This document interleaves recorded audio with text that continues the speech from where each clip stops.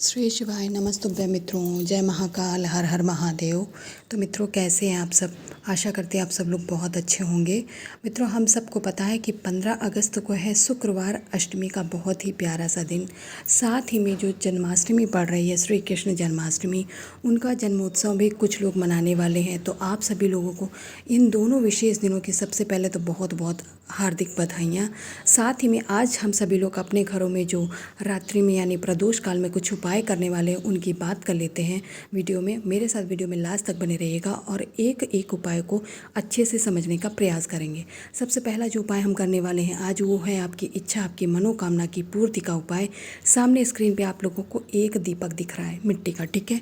इस मिट्टी के दीपक में आपको लगानी है लंबी बाती, क्योंकि यह दीपक हम माता अशोक सुंदरी के लिए तैयार कर रहे हैं। माता अशोक सुंदरी जो कि हमारी इच्छा, हमारी मनोकामना को पूर्ण करने वाली देवी हैं, क्योंकि यह महादेव जी की सबसे प्रिय पुत्री हैं।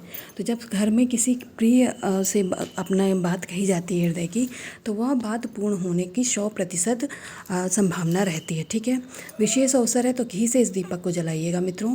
अब दीपक तैयार करने के बाद में अब बात कर लेते हैं इसे प्रज्वलित कहाँ करेंगे। तो आप सभी को पता है हम माता अशोक सुंदरी के लिए दीपक तैयार कर रहे हैं, और माता अशोक सुंदरी का स्थान कहाँ होता है मित्रों? महादेव जी की शिवलिंग पर। तो वहाँ पर जाएंगे, सबसे पहले किसी अनाज के दाने का आप सभी लोग आसन लगा लीजिएगा। आसन लगाने के बाद में इस लंबी बाती के दीपक को इसी आसन पे स्थापित करेंगे। माता अशोक सुंदरी के लिए दीपक लगा रहे हैं तो माता अशोक सुंदरी के ही नाम से आप लोगों को इस बाती को प्रज्वलित करना है, ठीक है मित्रों। सबसे पहले क्या करेंगे? दीपक को स्थापित करेंगे। दीपक स्थापित करते समय आप लोगों को एक बात का ध्यान रखना है कि जो बत्ती का मुख होगा वो साउथ डायरेक्शन में नहीं होना चाहिए, क्योंकि जो दक्षिण दिशा होती है वो हमारे पितरों के लिए होती है, ठीक है। तो पितरों की तरफ मुख करके दीपक ऐसे साधारण दिनों पे नहीं लगाया जाता, ठीक है मित्रों। दीपक लगा लिया। अब माता अशोक सुंदरी के नाम से इसे प्रज्वलित करके दोनों हाथ जोड़ करके जो भी आपकी इच्छा, जो भी मनोकामना है, अपने हृदय की बात माता अशोक सुंदरी तक पहुँचाएंगे। उनसे कहेंगे, उनसे निवेदन करेंगे कि वह महादेव जी से आपकी इस इच्छा मनोकामना को पूर्ण करने का आग्रह करें। इससे क्या होगा? आपकी जो भी इच्छा मनोकामना होगी वो माता अशोक सुंदरी की कृपा से ज़रूर पूर्ण होगी। फिर इसके बाद इस जलते हुए दीपक में थोड़े से अनाज के दाने और डाल दीजिएगा। जब यह दीपक बुझ जाए, आप अपनी इच्छा मनोकामना को कहने के बाद में, माता रानी का आशीर्वाद लेने के बाद में, इस दीपक को उठा करके अपनी अलमीरा में या किसी पेड़ के नीचे भी रख सकते हैं। ज़रूरी नहीं कि उस दीपक का हर बार प्रयोग करें, है ना मित्रों। तो रख दीजिएगा। इससे आपकी जो भी इच्छा, जो भी मनोकामना होगी वह ज़रूर पूर्ण होगी।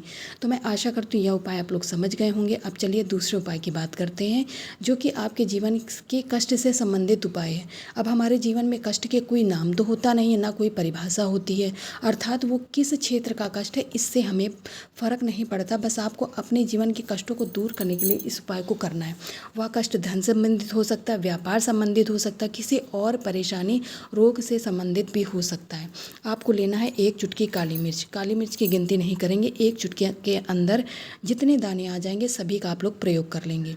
इसके बाद हमें लेना है इत्र। इत्र की कुछ ही बूंदों की आवश्यकता पड़ेगी। तो आप इत्र ले करके पहले तो तांबे का एक कलश ले लीजिएगा मित्रों, जिसमें आप लोग अपने घर का शुद्ध जल डालेंगे।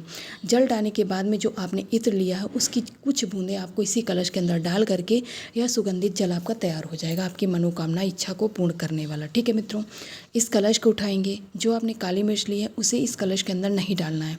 अब हम इस कलश को, काली मिर्च को लेकर के पहुंच जाएंगे अपने इष्ट, अपने आराध्य भगवान शंकर की शिवलिंग के पास। उत्तर दिशा में मुख करके खड़े हो जाएंगे। उपाय है आपके जीवन के कष्ट से संबंधित उपाय, ठीक है। तो जो हमने काली मिर्च ली हैं उनको अवधूतेश्वर महादेव जी का स्मरण करते हुए माता अशोक सुंदरी के स्थान पर समर्पित कर देंगे, ठीक है मित्रों। अवधूतेश्वर महादेव जी से एक ही निवेदन करेंगे कि मेरे जीवन का यह कष्ट है। अब आप जानते कि आपके जीवन का कौन सा कष्ट है जो आपको ज़्यादा कष्ट दे रहा है, ठीक है। उस कष्ट को आपको महादेव जी से निवेदन करना है, माता अशोक सुंदरी से निवेदन करना है कि हे अवधूतेश्वर महादेव जी, मेरे जीवन के इष्ट कष्ट को दूर कर दें। इस कष्ट से आपका जीवन जो है, उसकी जीवन रूपी जो आपकी पटरी से आपकी लाइफ बहुत डिफ़िकल्ट हो गई है, बहुत परेशानियाँ आ रही, बहुत परेशान हैं। महादेव जी की कृपा से आपका वह कष्ट दूर हो जाएगा। अपनी विनती, अपनी मनोकामना कहने के बाद में एक लोटा जो जल लेके गए हैं, कौन सा? इत्र वाला, है ना मित्र, सुगंधित जल। उस इत्र वाले जल को आप सभी लोग महादेव जी की शिवलिंग के ऊपर से। कहाँ समर्पित करेंगे? महादेव जी की शिवलिंग के ऊपर से समर्पित करेंगे। और अवधूतेश्वर महादेव जी की कृपा से आपके जीवन के जो भी कष्ट हैं, जो भी परेशानियां, वो दूर ज़रूर होंगी। तो ज़रूर जल चढ़ाइएगा। जल चढ़ाते समय आप अपने मन में महादेव जी का जो एक मंत्र होता है, ओम नमः शिवाय या फिर श्री शिवाय नमस्तुभ्यम, किसी भी मंत्र का जाप निरंतर करते रहिएगा जितनी देर आप जल चढ़ाने वाले हैं। इससे क्या होगा मित्रों, महादेव जी का जो जलाभिषेक होगा वह पूर्ण होगा, आपकी इच्छा मनोकामना भी पूरी होगी और आपके जीवन का कष्ट दूर होगा। 2 उपायों की बात कर लिए। अब हम वीडियो में आगे तीसरे और अंतिम उपाय की बात करने वाले हैं। उससे पहले फिर से एक बार आप सभी लोगों को कृष्ण जन्मोत्सव की बहुत बहुत बधाइयाँ। और आज आप 15 अगस्त भी है, तो उसकी अवसर पर भी आप सभी लोगों को बहुत बहुत बधाइयाँ। ठीक है मित्रों, अब हम जानेंगे आज करने वाले अपने तीसरे और अंतिम उपाय की, जो कि है आपके घर में हो रही धन की कमी से संबंधित। धन एक ऐसी आज की ज़रूरत जो आपकी सारी ज़रूरतों को पूरा करने का स्रोत होता है। यदि हमारे पास धन नहीं होगा तो आप कुछ भी नहीं कर सकते। समझ रहे हैं ना मित्रों, कुछ भी नहीं कर सकते। धन के अभाव में ना आप इच्छा अपनी पूर्ण कर पाएंगे, ना अपनी दैनिक ज़रूरतों को पूर्ण कर सकते। तो आप सभी लोग जानते हैं कि आज के जीवन में धन का होना कितना आवश्यक है। तो यहाँ पर हम माता लक्ष्मी को प्रसन्न करने के लिए 108 चावल के दाने लेंगे। ठीक है मित्रों, 108 चावल के दाने लेने के बाद में आपको लेना है थोड़ा सा पीला चंदन। कितना लेंगे? थोड़ा, 1 चुटकी मात्र। अगर आपके पास सूखा है तो उससे जल के कुछ बूंदे डाल करके गाढ़ा सा पेस्ट बना लीजिएगा। अभी चावल के दानों को आपको चंदन में नहीं डालना है। और इसके बाद में हम लोग तांबे का एक लोटा कलश तैयार करेंगे, जिसमें अपने घर का शुद्ध जल और गंगा जल दोनों ले लीजिएगा। इस कलश को उठाएंगे। आपको कलश में इसके अलावा और कुछ नहीं डालना है। चावल के दाने भी नहीं डालना, ना ही चंदन डालना है। सभी चीज़ों को अलग अलग अपनी थाली में सजा करके, अपनी प्लेट को उठा करके, और कहाँ जाएंगे? अपने घर पे भी उपाय कर सकते हैं। महादेव जी के मंदिर जाना हर बार अनिवार्य नहीं होता। आपकी इच्छा हो तो जा भी सकते हैं, मनाही नहीं है। लेकिन यदि आप अपने घर पर भी उपाय करना चाहते तो कर सकते, उसकी भी कोई मनाही नहीं। सबसे पहले जो आपने पीला चंदन लिया है उसका लेपन महादेव जी की शिवलिंग के ऊपर करेंगे। माता रिद्धि, माता सिद्धि का स्मरण करते हुए मित्रों, उनसे अपने घर में धन में बढ़ोतरी करने के लिए, यानी आपके धन के भंडारे भर जाएं, ऐसी कामना करते हुए लेपन कर दीजिएगा। उसके बाद में जो 108 के चावल के दाने हैं उन्हें भी माता के उसी अर्थात महादेव जी के शिवलिंग पे चंदन के ऊपर समर्पित कर देंगे।